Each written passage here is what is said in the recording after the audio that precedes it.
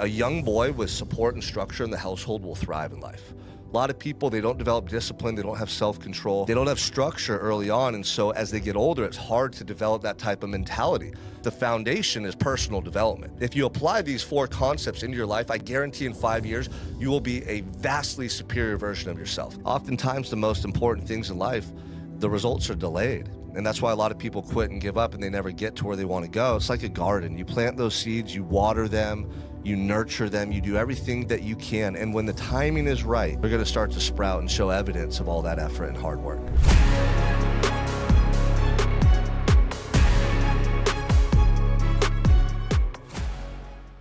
Welcome back to another episode of the Unstoppable Mindset Podcast. I'm your host, Sean Crane. Thank you for tuning in. I got a really impactful, important message today for you guys. So if you're somebody who's a parent, if you're a leader in a business, or you just want to level up in your own life, this is going to be a super valuable message. So make sure you hit that subscribe button, share this with a friend or family member. And you know my saying, I always tell you guys, I'm going to change the world, but I'm just one man and I need your help. I need your support. I need us to do it together. That's how we're going to change the world. So the other day, I was having a conversation with my son, Mason, who's 14. He's actually my stepson, technically, right? And a little context there. Being a quote-unquote stepdad coming into a young boy's life where you're not his biological father, it creates different types of challenges than just raising your biological child. I have 2 children that are biologically mine, and Mason's my stepson, and I love them dearly. Like, my children are everything to me. But being a quote-unquote stepdad, there's certain challenges imposed upon you that you have to learn to deal with and how to navigate. And so I've always been very cognizant of that and wanting to just provide Mason with the best leadership, the best amount of guidance I could in his life, the most love, and just to be a father figure for him, you know? But we've grown closer through those ups and downs. Now he's 14. He's getting ready to go into high school. We just went and looked at a private school here in Santa Barbara that we're going to send him to. And I'm just talking to him often about like things that he can start to do now or changes he can make now in his life that will set him up for success later on. Because the opposite happens for a lot of kids. They start off with these small little mistakes or errors or habits. And over time, that way of life, you know, it sets them up at a disadvantage. And so there's 4 things that I really talk to Mason about consistently that also apply to you in your life if you want to truly hit that next level. But before I share those 4 things with you, something really special happened the other day. You know, first we went and toured the school, Jessica, my wife, and I, and Mason. Then he had to go and take an assessment test for 3 hours.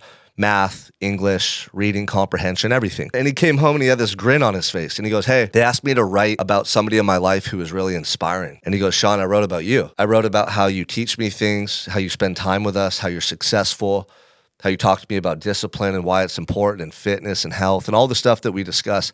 And dude, that was such a profound moment for me because a lot of times, especially with children or just any endeavor in life, we're putting forth effort, we're trying, we're giving our best, and sometimes you don't see the results right away. Oftentimes, the most important things in life, the results are delayed. And that's why a lot of people quit and give up and they never get to where they want to go. It's because they don't think it's working. They don't think it's going to pan out down the road. But when it's your children, of course, you'll do anything for them, right? So the way I describe it to people, it's like a garden. You plant those seeds, you water them, you nurture them, you do everything that you can. And when the timing is right, they're going to start to sprout and show evidence of all that effort and hard work. And that's what I saw in Mason in that moment. And don't get me wrong, you know, a couple of days later, he got in trouble for something and he showed me he's still 14 and immature and he still needs my support, my wife's support. But it was just really cool to hear that he is acknowledging and absorbing the discussions we're having and the principles that I'm teaching him. And it's not easy with a 14-year-old, you know, and he's going to school and there's a lot of influences there and friends and peer pressure, and he's still figured out who he is as a young man going through puberty and changing. Like, there's a lot of challenges at that age. So on one hand, I'm compassionate and empathetic, but on the other hand, I got to teach him about discipline and structure and make sure I'm there to support him. A young boy with support and structure in the household will thrive in life. A lot of people, they don't develop discipline, they don't have self-control, they don't have structure early on, and so as they get older, it's hard to develop that type of mentality. Most of the guys I coach and teach, they just lack discipline, they lack grit, they can't get shit done. They're capable, but they're fucking weak. They're weak because it's been a habit and a precedent as to how they operate in their lives. And you have someone that goes through tough times or someone that has an athletic background and they played sports and they were competitive in high school, that person has an advantage later on in life because they had structure early on. They had discipline early on, and that changed the way that they operate from a mental standpoint. So here are 4 things that I told Mason that if he starts doing right now, he's going to be successful in his life. He always asks me, hey, what can I do to be successful? I don't want to get a 9 to 5 and be broke and struggling all the time. Like, what can I do? What can I do? Now, true success from a material standpoint is much further off in the distance for him. He's going to have to develop skill sets. He's going to have to learn about business, learn about managing money, delegating, leading people, all these things that we do in business. But the foundation is personal development. So I told him at 14, if you start doing these things right now, it's going to set you up for success in life.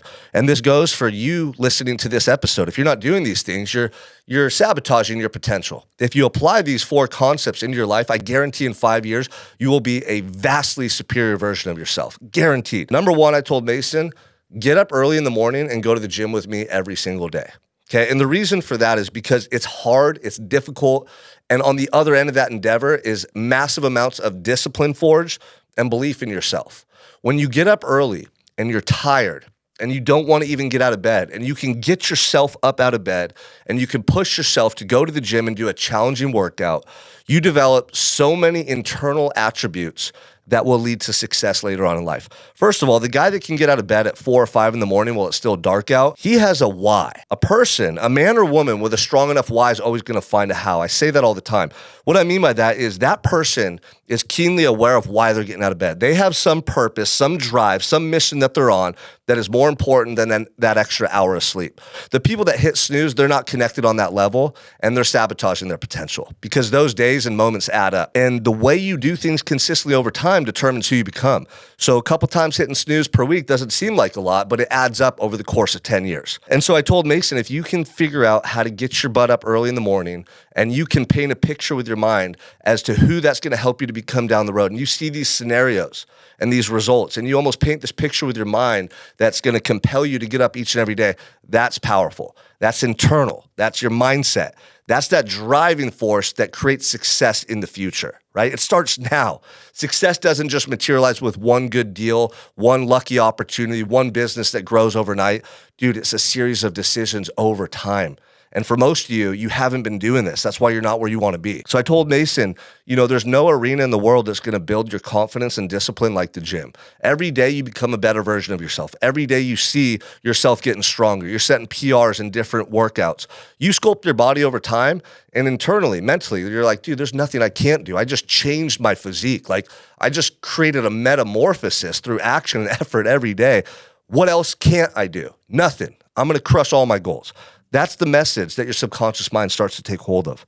If you're not getting up in the morning and going to the gym, you're not pushing yourself, why do you think that you deserve or why do you expect to get superior results in your life? You're not putting in the effort. You first have to transform your habits, your actions, who you are. Then you see it reflected externally and in your results. Second thing I told Mason is sobriety. I told him sobriety is a superpower. At your age, you're going to start to be enticed by friends. They're going to be smoking weed and drinking. You're going to hear these things at school. You're going to see them. I told him the person that can maintain sobriety throughout their life has a vast advantage on those that don't. Because getting drunk, smoking, doing these things, even from time to time, it compromises who you could become, right? It stagnates your mental and emotional maturity, okay? It severs the connection to God, which is the source to your master plan and lifelong blueprint, and you're not going to feel this internal engine, this fire, this drive at the level you would if you were sober. And that goes for anybody in the world. There's always exceptions to the rule. Right now, you could probably find people who have done really well in their lives, who drink occasionally, who smoke weed, but they're exceptions to the rule. The vast majority can't. And so I'm telling you from firsthand experience, the moment I got sober, it was like, dude, I was playing chess instead of checkers. I was seeing in 4D instead of just black and white. I was seeing all the angles. My mind was operating so much differently. My speed of thought, my memory, my creativity, my passion, all of these things came alive inside of me. And I thought, oh my gosh, imagine if I felt this way 10 years ago, where I'd be in my life now. And so sobriety changed my life, and so many men I mentor and individuals I know personally, it changed theirs as well. If you're a young person like my son Mason, or just somebody who at times has struggled with their sobriety, whether it's drugs, alcohol, food, porn, all these addictions, you just need to know this. If your addictions are in control of you, you are not in control of your life. You're not in control of how you think, how you feel, and your decisions. Therefore, you're not going to get what you want. because you are a victim or a slave to your cravings. You are not in control of your life. So how could you ever truly create the life by design that you want? It's not going to happen. Sobriety is a superpower. I promise you.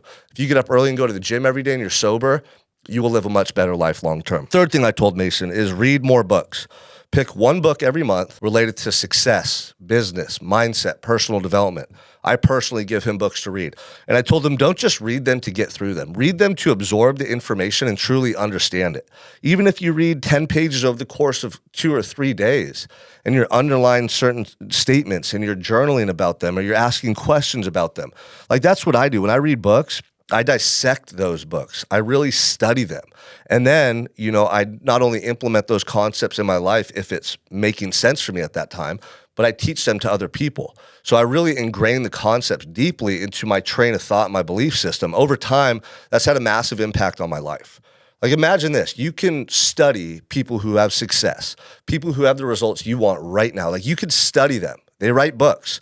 They're going to give you all their secrets, all their stories, all their information. You can then take those stories, dissect them, take out the little pieces, the golden nuggets that apply to you in your life right now and implement them. And you can do that over and over and over. Success is not that hard to achieve if you think about there's blueprints all around you and all you have to do is just seek them out and implement them in your life. Success leaves clues. There's a reason that statement holds weight and carries weight because all you have to do is observe what other people are doing to achieve success and apply it in your life.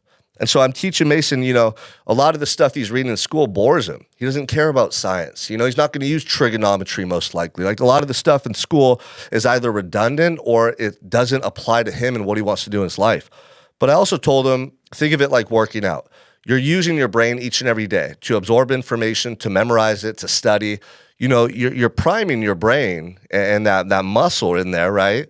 So that later on in life, when you have information that you really want to utilize, or you become passionate about something, whether it's real estate, business, psychology, relationships, whatever it is, you've already trained yourself to be able to absorb information, memorize it, study it, and then apply it. So I paint that picture for him so that he doesn't just think, oh, I don't have to try in school, right?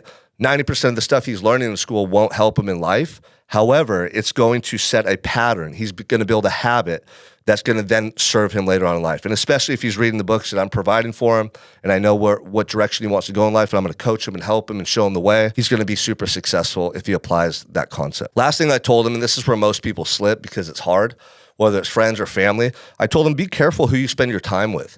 Now, if you have loved ones right now who are drinking all the time, they're not doing shit in their lives, and they're your loved ones, so you spend time with them, dude, you're setting yourself up for failure. Like, there comes a moment in your life where you have to recognize that this is your life. This is your time. You get to do this once. And are you going to sacrifice all of your goals and dreams and potential because you don't want to distance yourself from people that you grew up with or that you've known for a long time? That's idiotic. There comes a time in your life where you have to say, I'm going after my fucking dreams with everything I got, and I don't care what I got to do to get there. That's how you become successful. That's the way it happens. It doesn't happen by chance. Very few people can hang out with their old friends or hang out in their old neighborhood and be around those belief systems and that way of life and achieve massive amounts of success. That's why you see athletes and people who come from really challenging backgrounds and then they end up going back with their friends or back to their old neighborhood and they get caught up.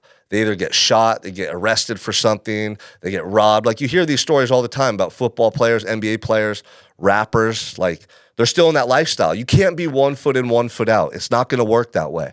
And so I'm trying to teach Mason this at an early age. I tell him, look, be around kids that you see are going somewhere in life. Like build relationships with kids that bring value to your life. It's hard for young people to really understand this because they want to fit in, they want to be liked. We're all self-conscious. We all want to be around people that make us feel good. But sometimes you're just around people that are making you feel good because they're stuck like you are. And so you guys kind of like make it okay for one another to hold back and settle in life. That was me. When I was young and 15, all of my friends were knuckleheads.